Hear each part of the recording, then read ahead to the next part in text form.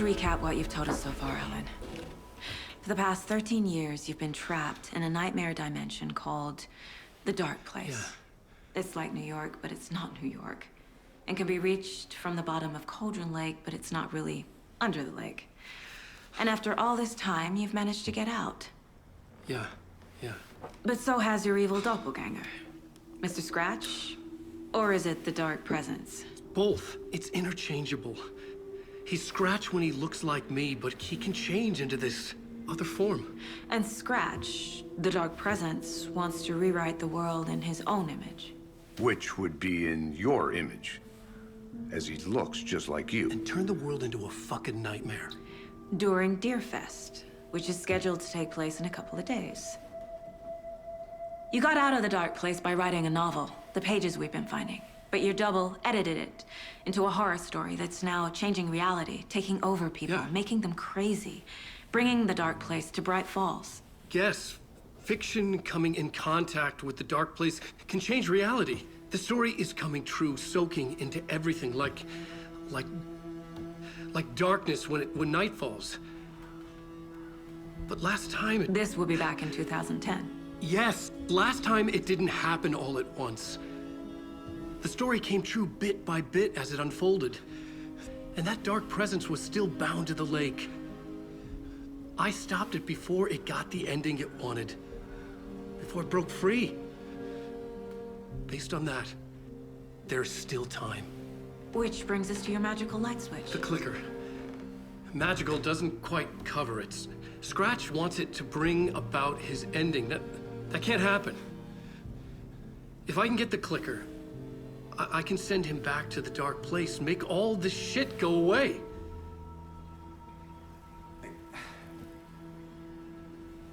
Look, I know it's batshit crazy. My memory is full of holes, and I'm not sure how much I can trust. It's like a half-forgotten dream.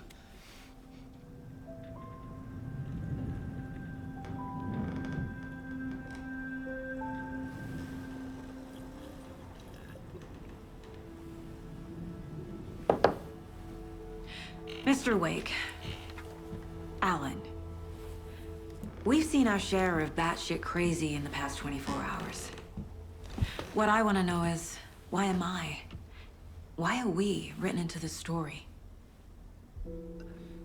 I think I saw you. Or a vision of you in the Dark Place. I think you helped me reach out and escape somehow. With that in the story, Scratch would have edited it to get to you. To hurt you. We are all in danger.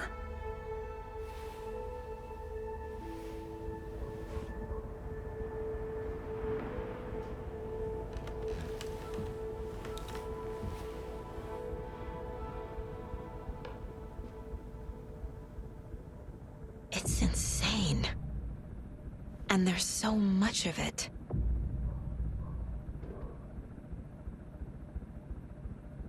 Have you ever heard of the Cult of the Tree? Creepy bunch. In the habit of wearing deer masks, performing murder rituals, victims turning into monsters possessed by darkness. Possibly inspired by a horror story written by a certain author. Ring any bells? The cult. Yes.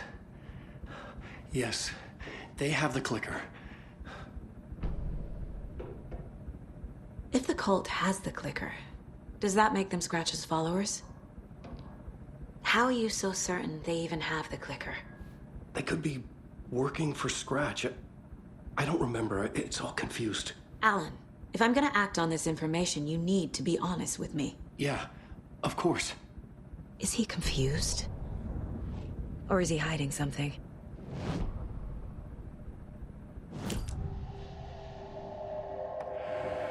Wake said the cult has the clicker. How does he know? The writer is the reader. The next chapter, the next chapter, the next chapter. Keep the pages safe, the dark shining of the words. Wake is hiding pages. That's how he knows the cult has the clicker. Wake has a double. Mr. Scratch.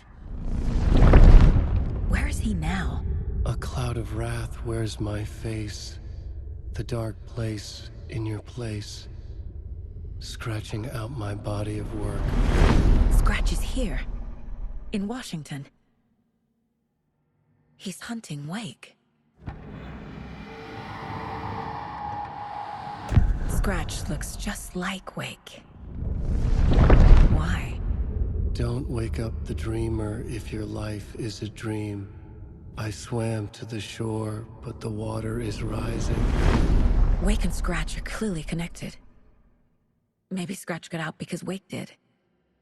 Or vice versa.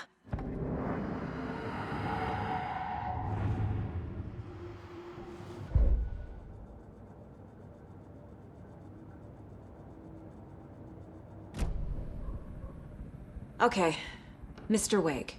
I know you have more pages of the manuscript on you. You don't understand how vital these pages are. They're the only way I can know what's coming. You're not the only one trying to solve this. This is our job. Okay. Here. Now, this is all I have. Be careful with them. Inside the trailer, at the outskirts of Watery, Saga had seen Wake's fabled clicker for the first time, in the hands of the Cult of the Tree. A cultist stared at her. She drew her weapon.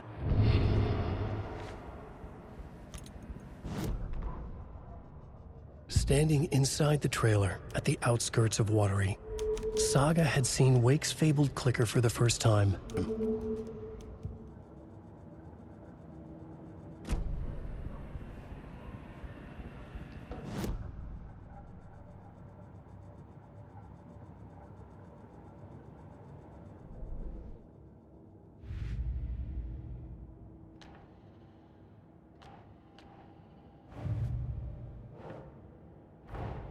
Wake just gave us a lot of information.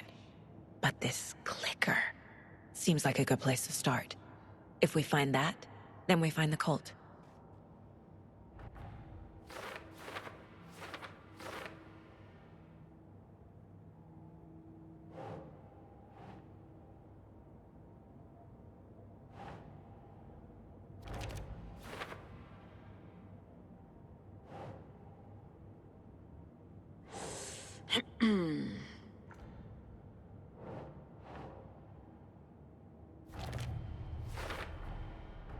The Cult of the Tree has the clicker Wake told me about. They're a part of all this.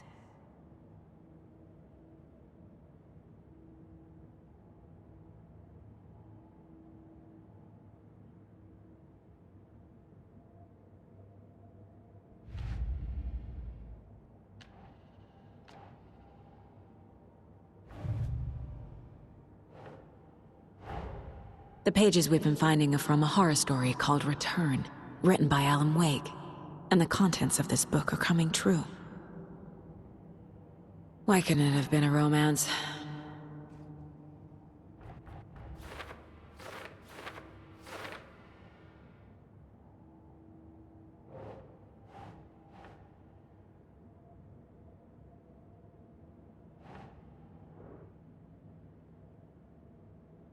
Right.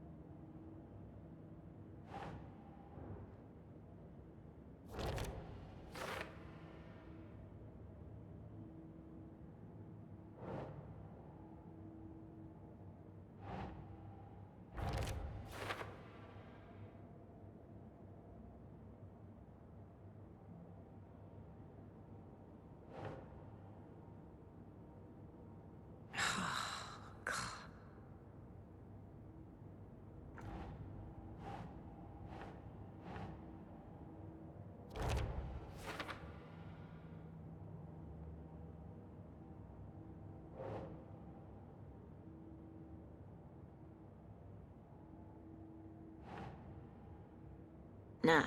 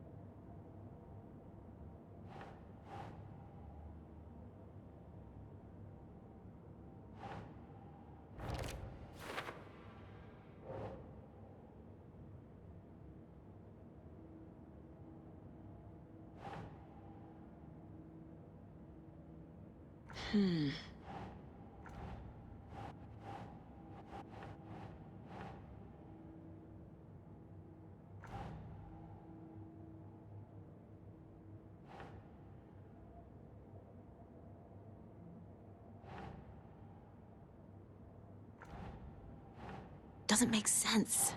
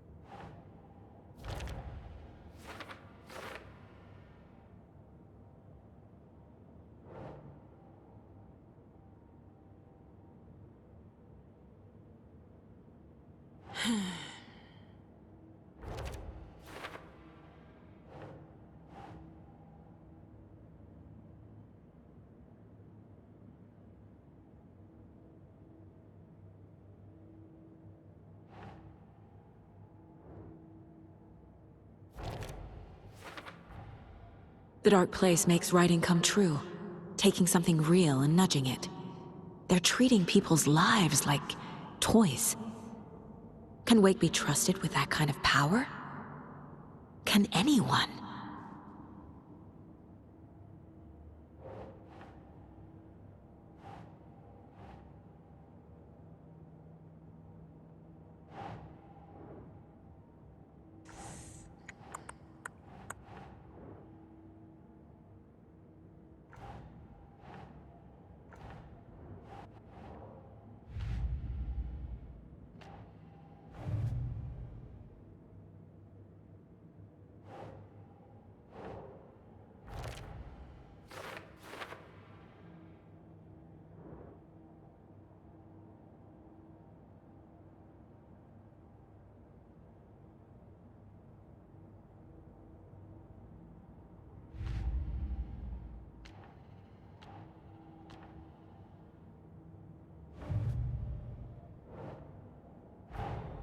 Creepy dolls, mysterious rhymes. No weirder than anything else going on, I guess.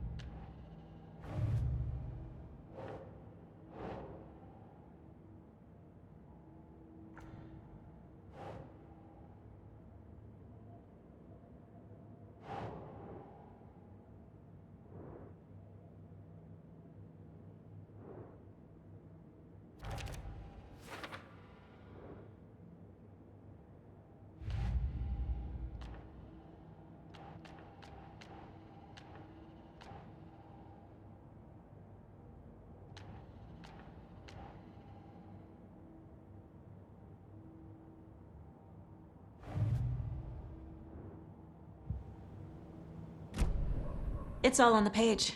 The clicker, the cult. Okay, I'll head to Watery and find this trailer. Casey, you stay here and keep an eye on Mr. Wake. Got it. No, you need me there. No dice, pal. This is an FBI investigation, and I don't see a badge on that flannel.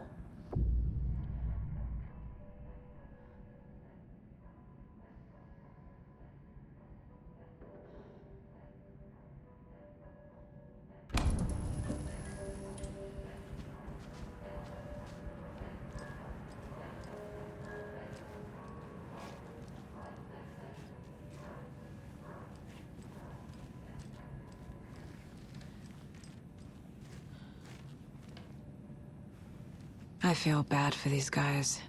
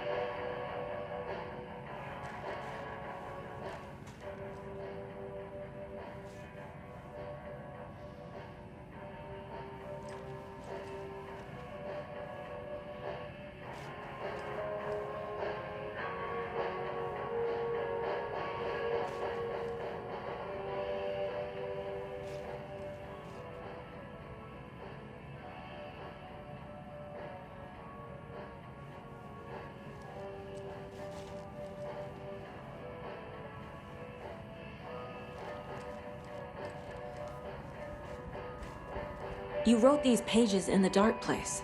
So why are we finding them here? I think I wrote them up. I remember writing an endless amount of pages.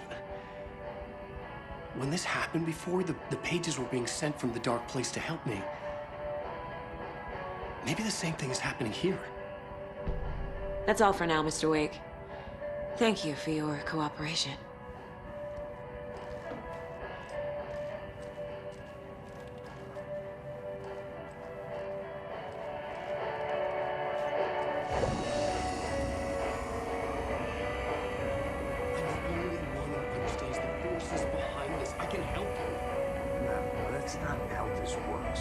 Civilian, and we don't do ride-alongs. And if Scratch is after you, then so is the cult. We don't know who we can trust here. Damn it, you weren't making a mistake. I'll be sure to add that to the list.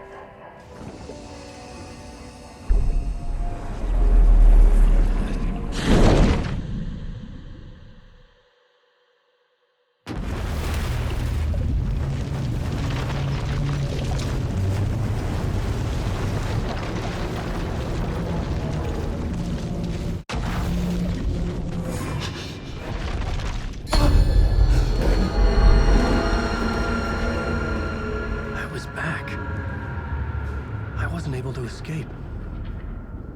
A dark presence had stopped me.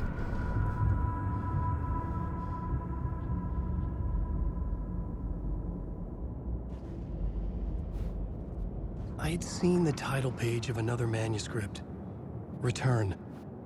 I didn't remember writing it, but it felt familiar. Important. I had to find it.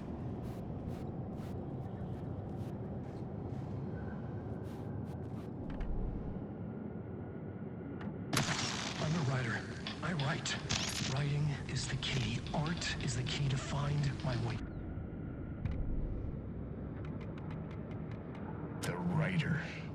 Maybe he was a victim. The cult, using his words.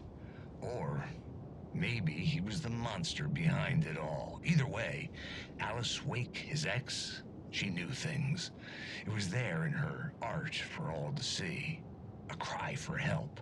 The darkness she'd witnessed. And that put her in danger.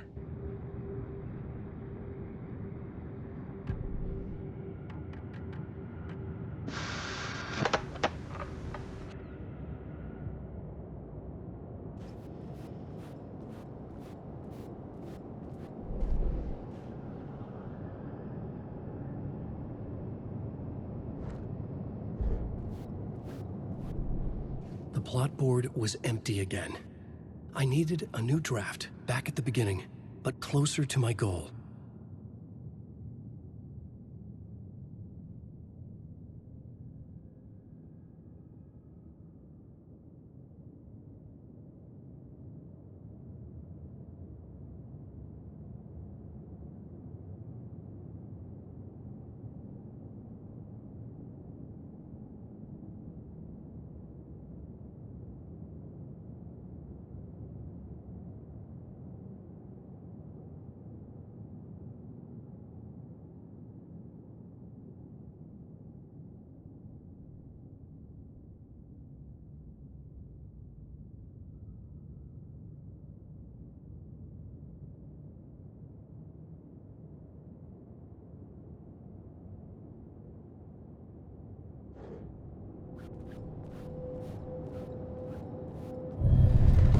I would write a new draft of initiation to reach Parliament Tower using another murder site. Scratch was reaching out from the dark place to get Alice. She was out, but still in danger.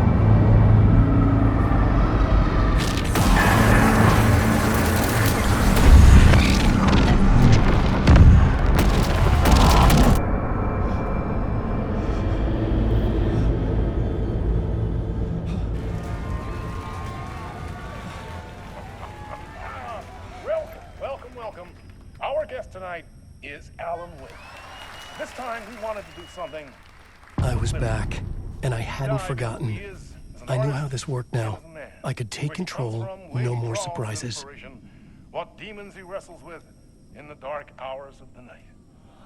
Together with our house band, the divine old gods of Asgard, we have created something very special.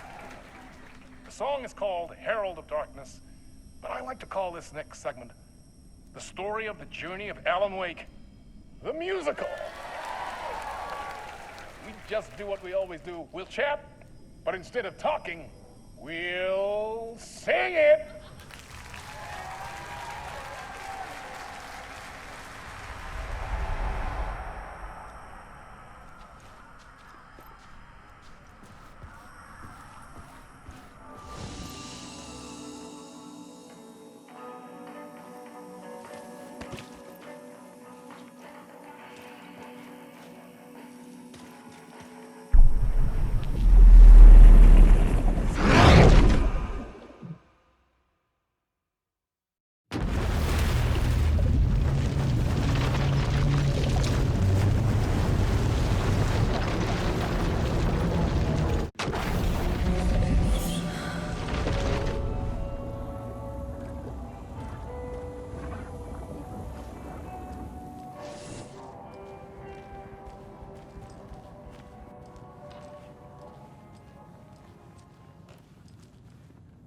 Hi, welcome.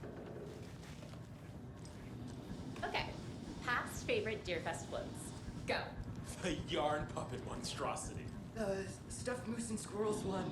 No, thank you. Those beady dead marble eyes still give me nightmares.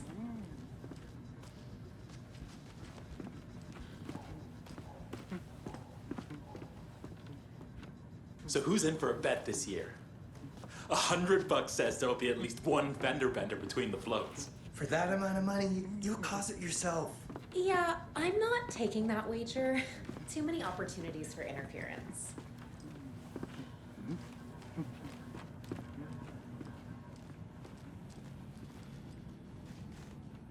Hello, and welcome to Coffee World, Boutique, Washington's best coffee-themed amusement park. All of our attractions are family-friendly and available to children of all ages, just like our coffee.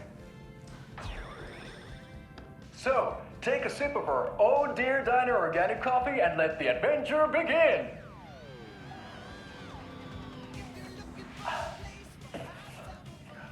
Hold on for dear life on the Espresso Express. Oh! Soak in some local history at the Huatari Well, where two serial killers once hid the disemboweled bodies of their murder victims. It's not haunted. No. Come join Mocha Moose and the goats at our amusement park petting zoo. Just don't share your coffee with the goats. Seriously, stop feeding our goats coffee. Seriously. It's not amusing. Take in amazing views from the slow roadster Ferris wheel. It's not opening. Almost to the Warrior Lighthouse trailer park. This is so much fun. And finish off at our beautiful gift shop where seniors and children under 10 receive a 9% discount on keychains and propane tanks. Welcome to Coffee World.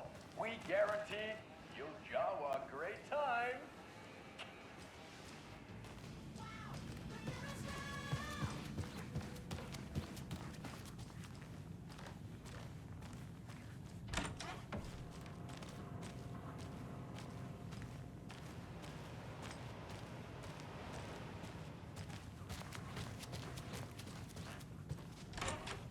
That concludes our debate on whether pets should be allowed at this year's bake sale. For those of you just tuning in, you're listening to the Pat Maine Radio Hour, brought to you by Davis Family Moose Jerky. And boy, what an eventful day here in Bright Falls. By now, we've all seen the FBI setting up shop in town, and I'm sure you're all asking the same question I am. Did they bring all this darn rain with them? Deerfest is right around the corner, and we're all crossing our...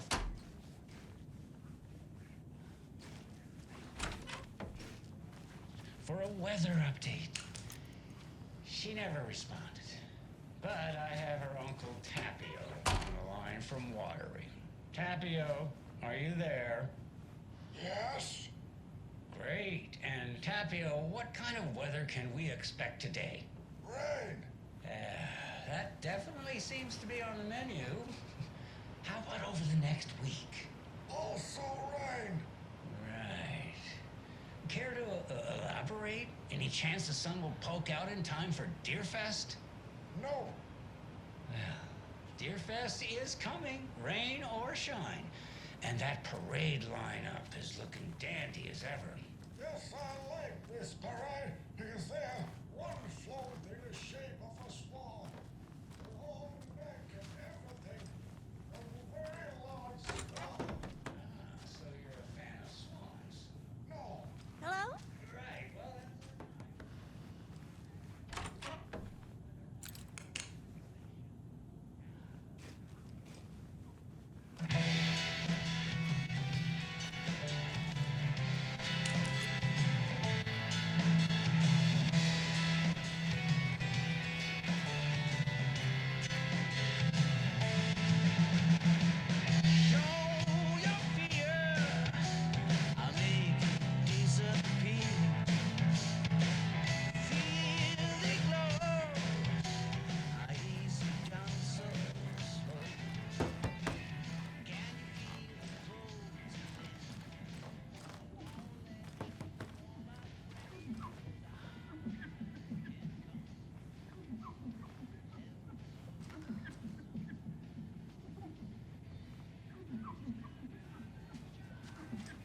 It won't open.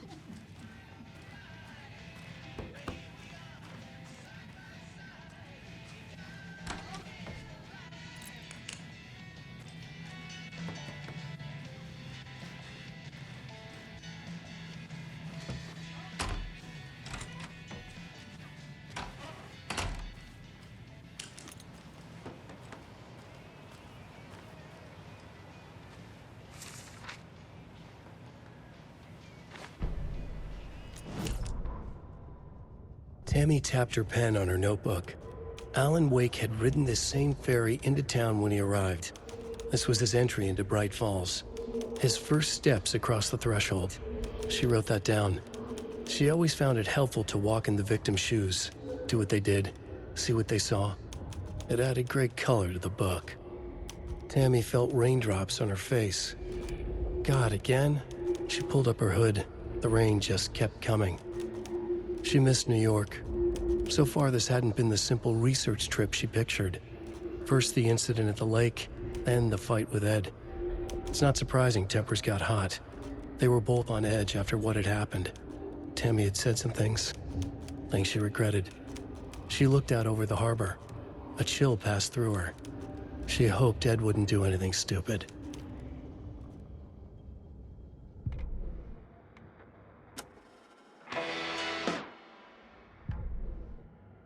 Hello, and welcome to Coffee.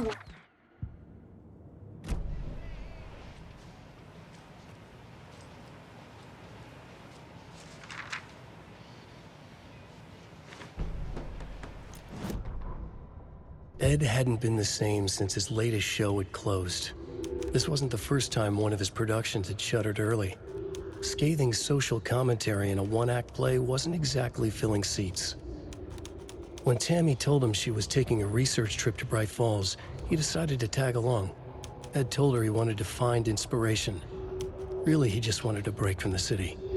But it was true that he certainly needed to find something. A voice, a direction, an idea, something authentic to himself. Ed knew he couldn't keep using Tammy's money to fund his playwriting. After the argument with Tammy, Ed stormed out of the diner and drove their rental car back to Cauldron Lake to prove a point. Now standing in the dark woods, the sun hidden by the trees, Ed wished he could remember what that point was. Something about masculinity. He cursed at himself and turned to go. Suddenly, he was blinded by a light in his face. Voices shouted and hands pushed him to the ground. Ed struggled, in vain.